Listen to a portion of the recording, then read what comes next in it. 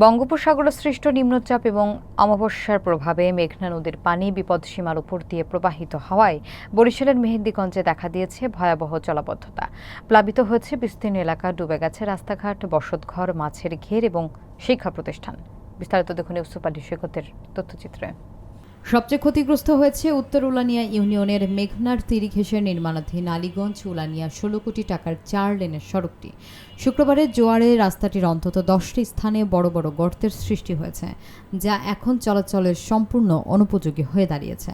শনিবার সকালে সরেজমিনে দেখা যায় জরুরি প্রয়োজনে স্থানীয় জনপ্রতিনিধি এবং বিএনপি নেতাদের সহায়তায় বাঁশের সাঁকো তৈরি করে অস্থায়ীভাবে চলাচলের ব্যবস্থা করা হয়েছে। প্রতিদিন এই রাস্তা দিয়ে অন্তত 30,000 মানুষ শিক্ষা প্রতিষ্ঠান ও বাজারে যাতায়াত করে। এটি উলানিয়া লঞ্চঘাটে যাওয়ারও একমাত্র সড়ক। স্থানীয়রা অভিযোগ করেন, গাইড ওয়াল ছাড়া এমন ঝুঁকিপূর্ণ এলাকায় রাস্তা নির্মাণ অনুচিত ছিল।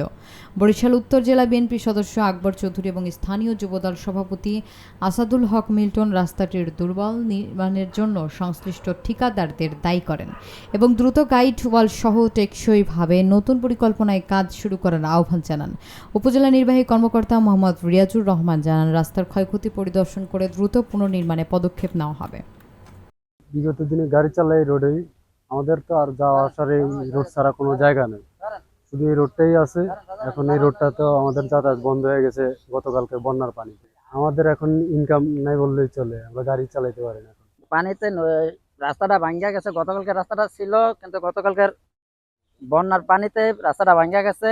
স্থানীয় বিএনপির নেতৃবৃন্দ মিল্টন চৌধুরী সাহেব এবং আকবর চৌধুরী সাহেব এদের উদ্যোগে সাঁকোটা দেওয়া হয়েছে। লোকজন চলতে পারতেছে না, জনসাধারণ।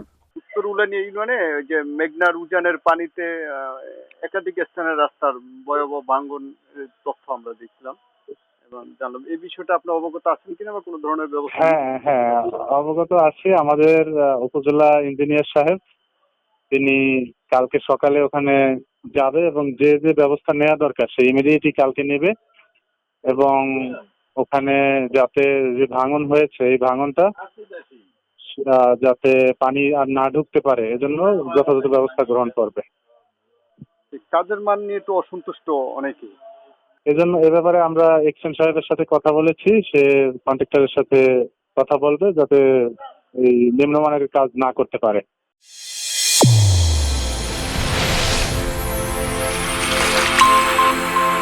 চ্যানেল A1 হৃদয়ের স্পন্দন।